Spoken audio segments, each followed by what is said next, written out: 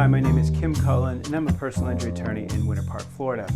We meet with people all the time about a wide variety of accidents, from car accidents to trip and fall accidents to theme park accidents. It runs the full gamut. A lot of people come to us and they've been involved in incidents which are fairly complex. In other words, perhaps it's a car accident with multiple cars involved, or maybe it's a dangerous condition at a location where various defendants might have contributed to causing the danger of the condition. Or it might even be a situation where our client might even be partially at fault or might have contributed to causing the accident. So when we meet with people about situations like this, many times they want to know, can more than one person be at fault for an accident? Well, fortunately in Florida they can. Florida recognizes a legal theory called pure comparative negligence. So that means that in an accident in Florida, whoever the finder of fact is, whether it's a judge or jury or whoever, the finder of fact is assigned the responsibility of deciding fault.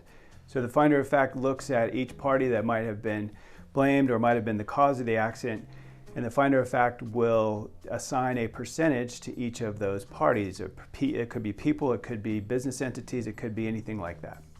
So essentially what happens, at least in the state of Florida, is all of those entities or individuals, the percentages have to add up to 100. And so that means that if you have two people involved in the accident and the finder of fact thinks that each person shares the same amount of responsibility, then they'll assign 50% and 50%. Or if it's multiple parties, it could be a situation where they assign one party 10% and another party 40% and the other party 50%. So as long as it adds up to 100, that makes it legally appropriate.